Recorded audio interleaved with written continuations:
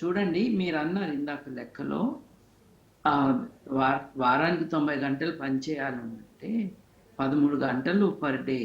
ఎప్పుడండి 13 గంటలు? వారానికి 7 రోజులు పనిచేస్తే, వారానికి 6 రోజులు పనిచేస్తే రోజుకు 15 గంటలు, వారానికి 5 రోజులే పనిచేస్తే రోజుకు 18 గంటలు. ఏమనుకుంటున్నారు అవి? Are we chattel? Are we people?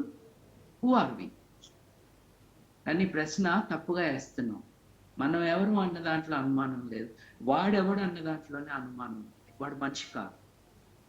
ఇప్పుడు సాటి మనిషి శ్రమ మీద బతకాలనుకోవటం క్యాపిటలిస్ట్ వ్యవస్థలో ఉంది. దాంట్లో ఎఫిషియన్సీ రావచ్చు.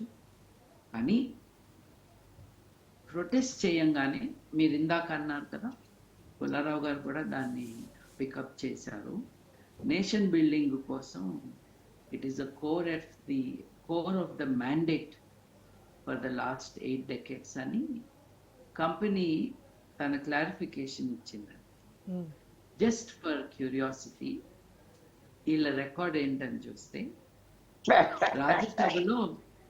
రాజ్యసభలో మెంబర్ ఆఫ్ పార్లమెంట్ ఆయన ఏమన్నారంటే, ఈ చెన్నై తాడా హైవే, ఎల్ఎన్టి హాలోల్ హైవే విషయంలో వాళ్ళు 8,000 కోట్ల రూపాయల లోన్స్ ఎగ్గొడతారు, అది ఎన్పిఏలు అవుతాయి, జాగ్రత్త అని రాజ్యసభలో వార్నింగ్ ఇచ్చారు.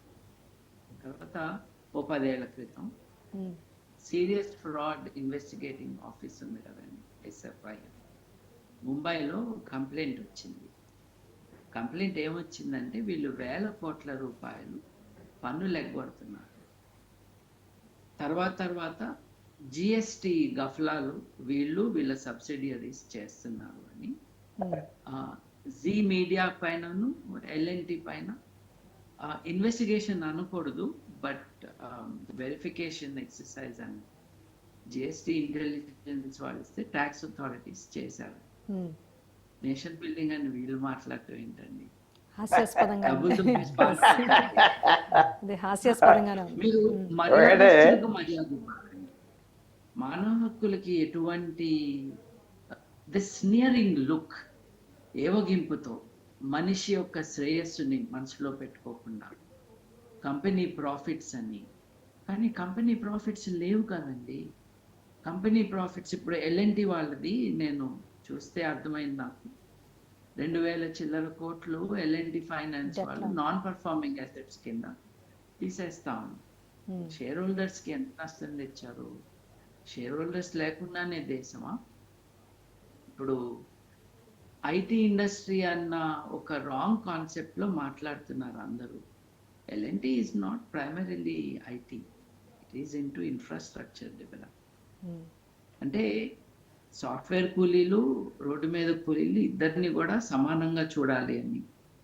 రెండోదండి, వర్కర్స్ రైట్స్ అన్నవి ఈరోజు ఒక ఇన్వర్టెడ్ లెటర్స్ సే ఎలిటిజంలో వర్కర్స్కి హక్కులు ఉంటే కంపెనీలు మునిగిపోతాయని మాట్లాడటం మనం చూస్తున్నాం. స్ట్రైక్ చేయటం అన్నది ఒక మానవ హక్కు.